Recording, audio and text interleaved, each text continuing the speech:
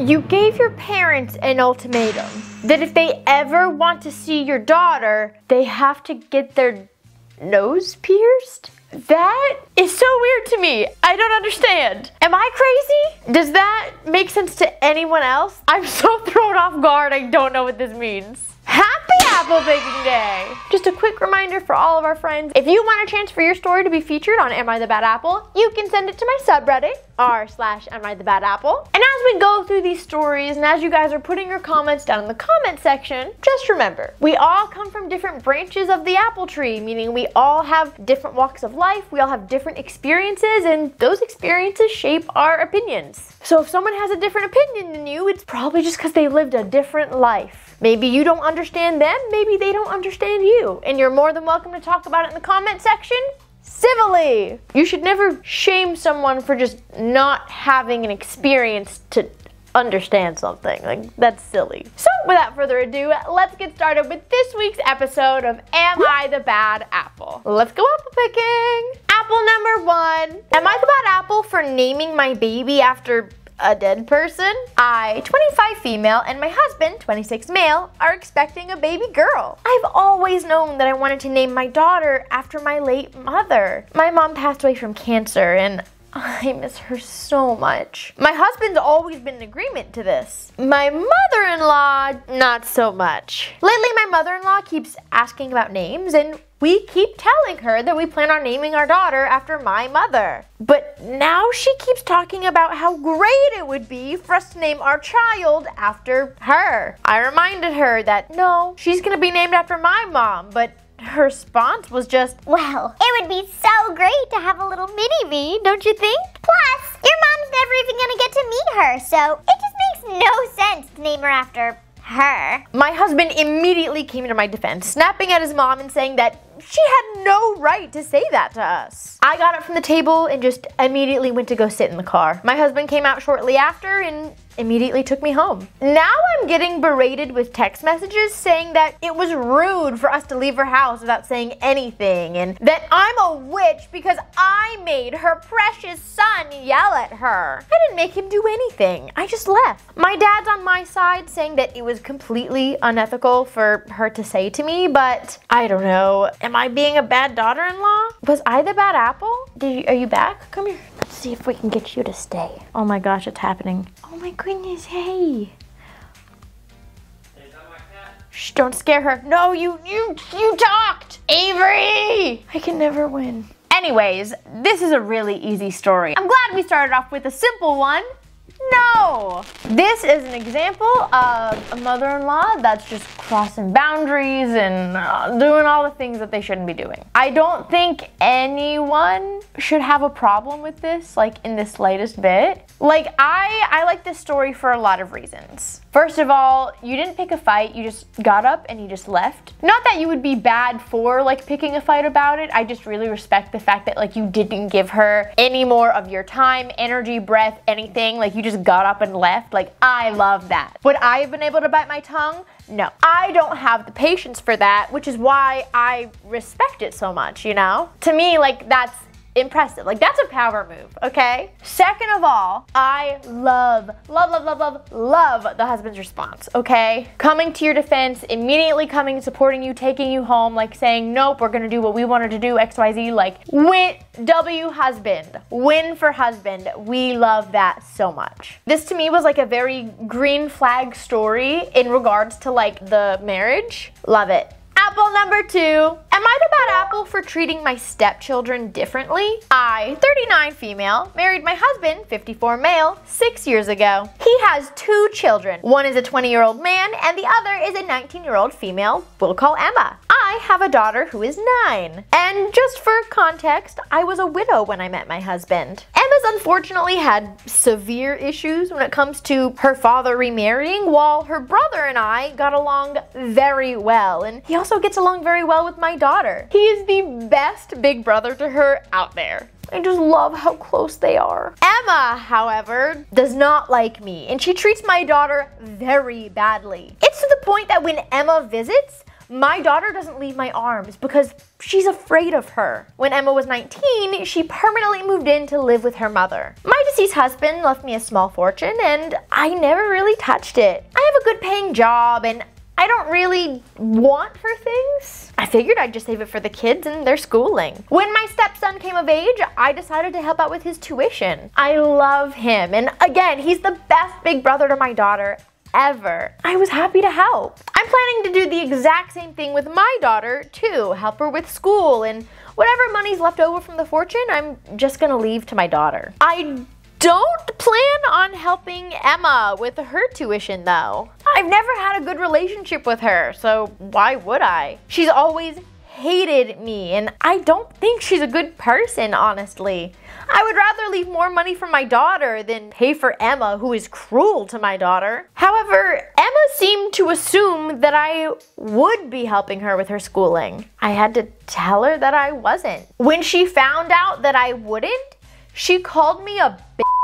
She thinks I am a jerk and that it's not fair that I'm not helping her too. My husband's sad because he thinks I'm being unjust but understands that it's my money. I'm also very sad about the situation, but I just don't think I'm in the wrong here. So, was I the bad apple? Okay, when I first read the title, I thought this was gonna be a situation where a step parent was like treating all the step kids differently from the biological kids. So like, first and foremost, I'm very, very happy that's not the case because she loves her stepson so much and I think that's so sweet. So like, just thinking about this, and I can feel myself talking myself into an answer or another. I'm kind of teetering between good apple and crab apple only because here's the thing. I have a lot of trouble with these kinds of stories because not only have I never been a parent, I've never been a step parent. So like, dynamics when it comes to kids and expectations and like the blended families, like I just don't understand that,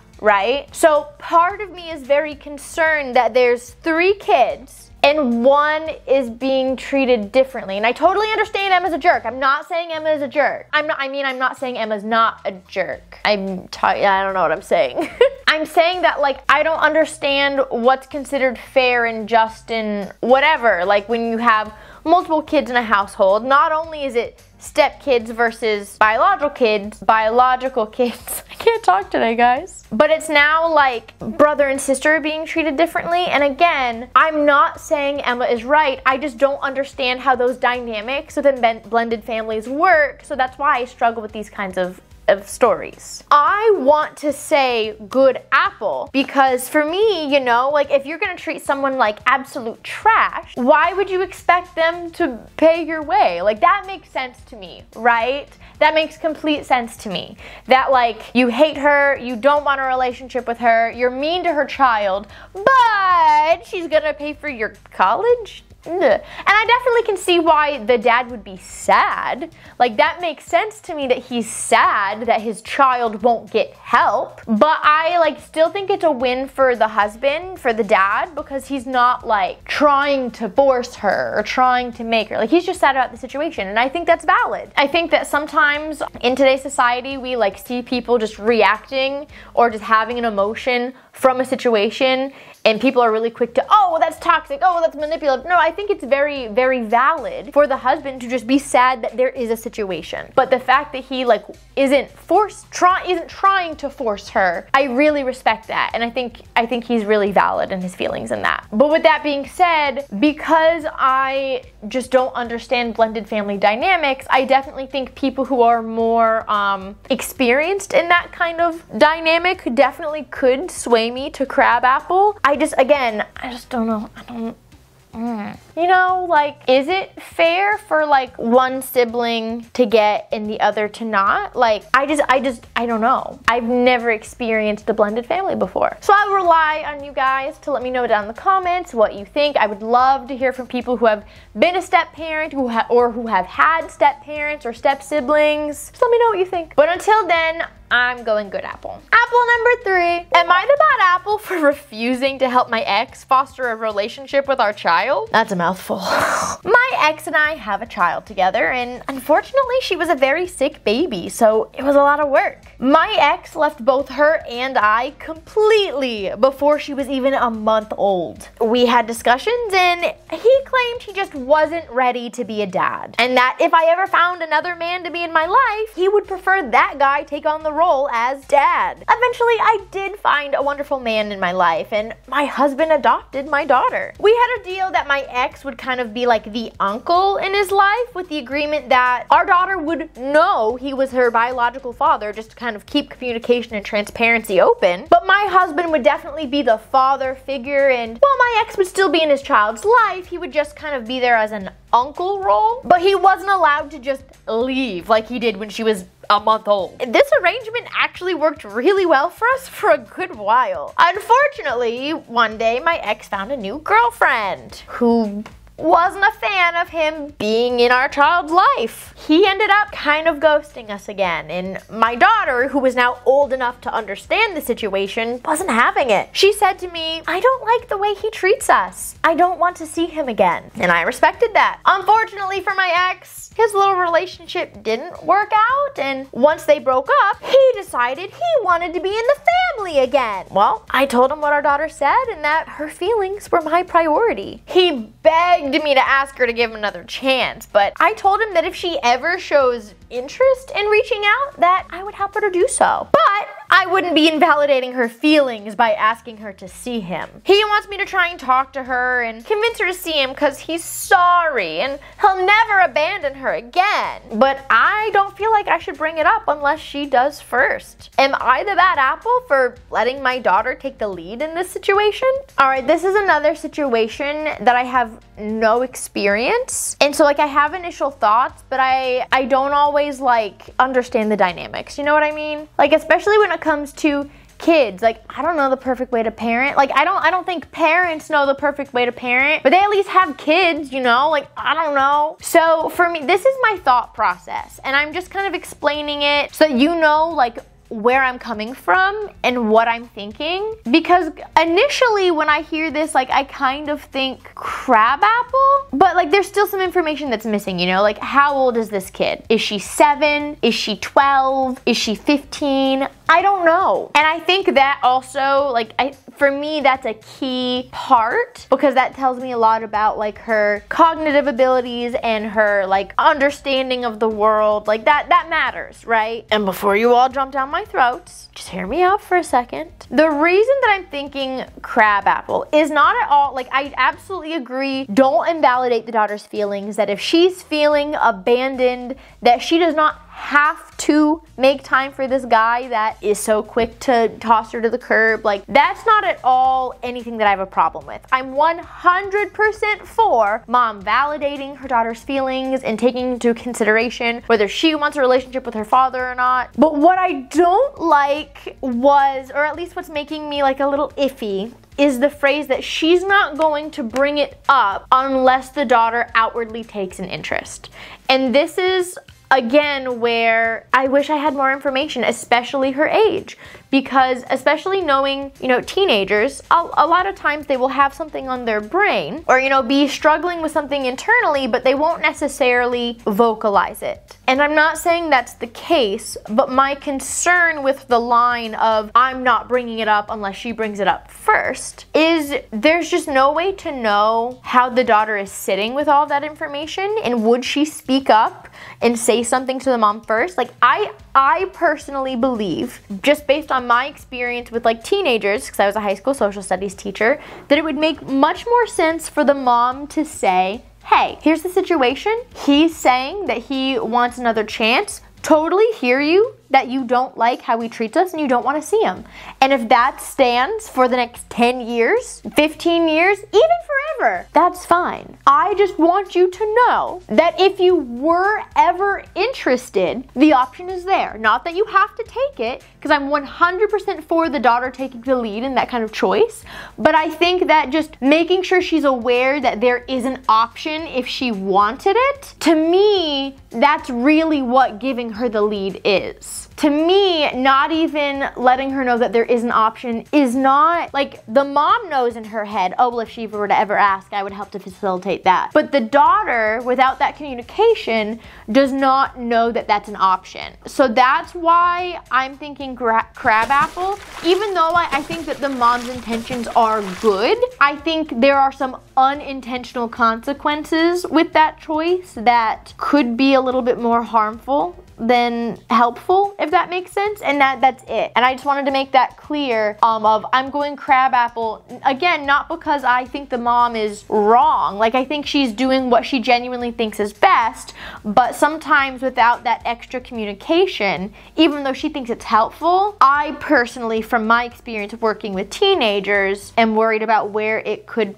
potentially go wrong. And again, not that I think that the mom should advocate for the dad, talk him up to her, or convince her. I'm just more of a fan of making sure she understands that it's an option if she were to ever want it. Because again, especially when it comes to teenagers, and we don't even know how old she is, a lot of times they'll sit there and they'll internalize situations and they may or may not be vocal about it, and it would just really stink if she was just sitting there, sitting on, oh, my dad doesn't want to be a part of my life, my dad doesn't want to be a part of my life one day, and just didn't know that it was an option. That's my only concern. So that's why I'm going crabapple. Hopefully you can see my point of view with that. You don't have to agree with me, and that is okay. I could even be way off base, and I would love to hear your thoughts and opinions. You may or may not be able to convince me to change my mind, but that is just my thoughts. Apple number 4. Am I the bad apple for telling my parents they'd have to get their nose pierced if they ever wanted to see my daughter again? That's weird.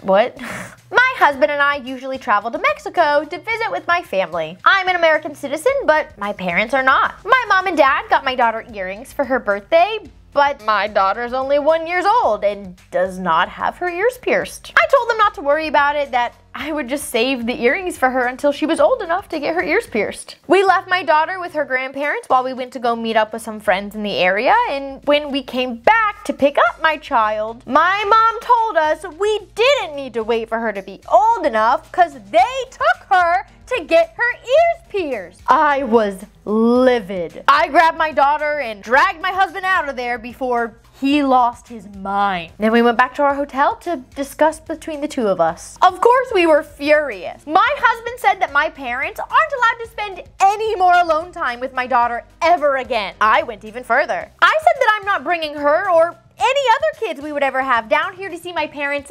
ever again. We checked out 3 days early and just went back home to America. On the way home, my parents were calling me and seeing when we were coming over, but I just ignored their calls and texts until we got back home to Arizona. We took a couple days to think about it and cool down until we were finally ready to speak to them. When that day came, I called them and I said, please don't speak until I'm done talking. I told them my husband and I were very upset with them, that they should never have taken our baby to get her ears pierced without our permission. I told them that we went back home early and that we would not be visiting for a while. They said, well, both you and your sister had pierced ears when you were a baby and nothing happened to you guys. I said it doesn't matter. This was my child and I'm not gonna change my mind. Well, then they started getting everyone, including my grandmother, to call me and say that I was being ridiculous. I talked with my husband and we came up with a compromise. We agreed that we would resume visits, but not alone time, only if my parents got their nose pierced. They said that was stupid and that they weren't going to do that. I said, no problem, that's fine. Click, hung up. We've just gone ahead and started blocking anyone that tries to call us about it or give us crap about it. Anyone who's mad about my parents' right to see their granddaughter. I don't think I'm in the wrong about this. I mean, I think I'm totally justified, but it never hurts to ask the internet. So, am I the bad apple? Am I missing something? Is there something that just isn't clicking in my brain? Like, I'm so confused. Like, okay, they had me up until the very end, you know?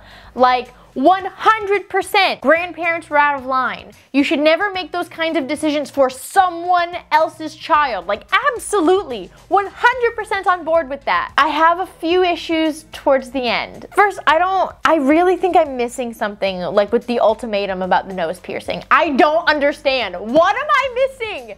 That just feels so random. I don't understand. What does it have to do with anything? Like, I feel like it's supposed to be like a passive aggressive, like, when hell freezes over, like, or like when pigs fly, you know? That's what I'm feeling like they're saying. But like, that's actually an attainable action. So like, what if they do it? You know, like, does that just mean things are fixed? Like, it just feels like such a weird ultimatum thing to say. Like, if you mean when pigs fly, AKA never, why not just say why not just say that? Like, I feel like providing like an actual attainable ultimatum doesn't work, right? Unless you like, you really want them to get their nose pierced.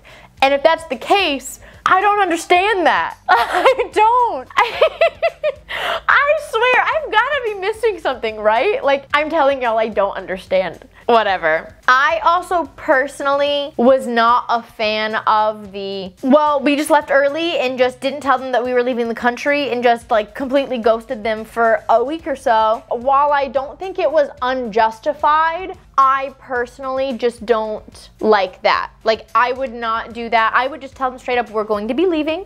We're going to be taking some space for a few days. But like, when you're supposedly visiting from out of the country and are like here to just ghost, like I personally feel like that's rude. Again, not that they aren't justified in being rude.